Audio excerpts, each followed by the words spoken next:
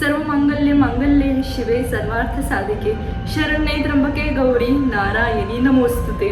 नमस्कार, मी प्राजक्ता आणि तुमच्या सगळ्यांचं स्वागत आहे माझ्या विविध वेलबिंग या चॅनलवर। तर आज मी तुम्हाला महाराष्ट्राच्या 3.5 शक्तिपीठांपैकी अजून एक पूर्ण पीठाबद्दल माहिती सांगणार आहे, ते म्हणजे माहूरगडची रेणुका माता। तर तिच्याबद्दल मी आज तुम्हाला तिची माहिती या व्हिडिओत सांगणार आहे। तर त्यासाठी हा व्हिडिओ शेवटपर्यंत नक्की पहा। नवरात्र जवळ येते आणि त्यासाठीच मी ही माहिती तुमच्याशी शेअर करत आहे। तर चला सुरू करूयात व्हिडिओला। तर महाराष्ट्राच्या नांदेड जिल्ह्यामध्ये हे शक्तिपीठ आहे माहूरगड। माहूरगडावर रेणुका मातेचं वास्तव्य आहे। तर या अति पवित्र माहूरगडावरच रेणुका मातेचं वास्तव्य आहे।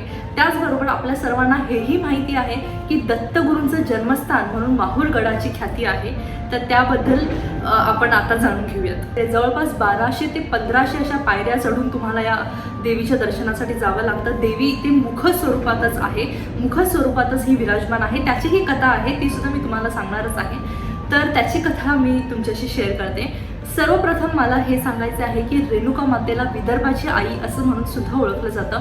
हीच रेणुका माता कर्नाटक, आंध्र प्रदेशमध्ये यल्लम्मा माता, यल्लू आई म्हणून ओळखली जाते। महाराष्ट्राच्या अनेक भागांमध्ये हिची यल्लम्मा देवी म्हणून सुद्धा ओळख आहे। तर पौराणिक कथेनुसार रेणुका माता ही जमदग्नी ऋषींची पत्नी होती। जमदग्नी ऋषी आपल्या सर्वांनाच माहीत आहे, ते त्यांच्या अत्यंतिक क्रोधाने आपण म्हणजे ओळखले जातात, आपण त्यांना ओळखतो। तर जमदग्नी ऋषी आपल्या पत्नीसह, रेणुका मातेसह, त्याचबरोबर त्यांना एक पुत्र होता परशुराम, त्याचबरोबर आणखी 5 पुत्र यांसोबत ते राहत होते। एके दिवशी काय झालं, रेणुका माता नदीवर पाणी भरण्यासाठी गेल्या असताना तिथे गंधर्वांचा भरपूर समूह दिसला आणि ते पूर्ण समूह संगीत जे आहे ते संगीत गायन करत होते। ते पाहून रेणुका मातेचं जे मन आहे ते तिथेच मंत्रमुग्ध झालं। ते समूहाचं संगीत ऐकत रेणुका माता तिथेच उभ्या राहिल्या। बराच वेळ गेल्यानंतर त्यांना अचानक लक्षात आलं की आपण बऱ्याच वेळेपासून इथेच उभे आहोत, आता आपण घरी परतायला हवं। त्यामुळे त्या ज्यावेळी घरी आल्या तेव्हा आपल्या पत्नीची विचलितता पाहून जमदग्नी ऋषींना भरपूर राग आला। त्यांनी सरळ सांगून टाकलं की त्यांनी तिच्यावर बेवफाईचा आरोप लावला आणि अत्यंतिक क्रोधाने त्यांनी आपल्या पुत्रांना आज्ञा केली की आपल्या मातेचा शिरच्छेद करण्यात यावा। त्यामुळे ही अत्यंत रागाने त्यांनी जो आदेश दिला होता तो आदेश पाळणं कुठल्याच मुलांना जमलं नाही। 5ही पुत्र भयभीत झाले, पण आपल्या वडिलांची आज्ञा मानून परशुरामाने जाऊन आईचा शिरच्छेद केला आणि आईचा वध केला। त्यानंतर बराच वेळ झाला, त्यानंतर जमदग्नी ऋषी आपल्या पुत्र परशुरामावर अत्यंत त्यांना प्रसन्न झाले। त्यांना असं वाटलं की माझी आज्ञा सर्व पुत्रांमध्ये परशुरामाने मानली, त्यामुळे त्यांनी परशुरामाला एक वरदान दिलं। त्याच वरदानाचा उपयोग करून परशुरामाने आपल्या आईला पुन्हा एकदा जिवंत केलं। ही ती कथा आहे। पण त्यावेळी झालं काय की प्रचंड मोठी आकाशवाणी झाली। त्या आकाशवाणीने परशुरामाला सांगितलं की तुझी आई जमिनीतून वर येत आहे, त्यामुळे तू तिच्याकडे पाठ फिरून बघू नकोस, तिच्याकडे तू ती पूर्ण जमिनीतून बाहेर येईपर्यंत पाहायचं नाही, तू ध्यानधारणा करत बस।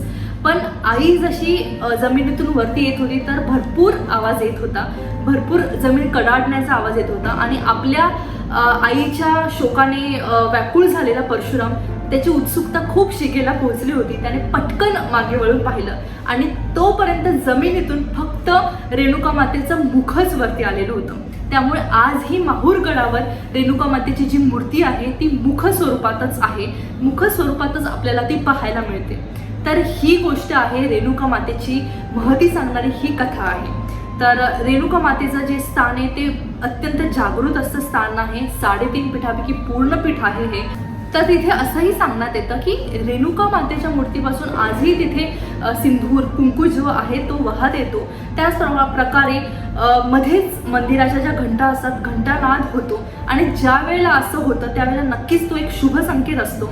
आणि ज्या भक्तांची भरपूर श्रद्धा आहे, मनोकामना आहे, जे अत्यंत भक्तीने रेणुका मातेची सेवा करतात, त्यांच्यावर रेणुका माता नेहमी प्रसन्न असते।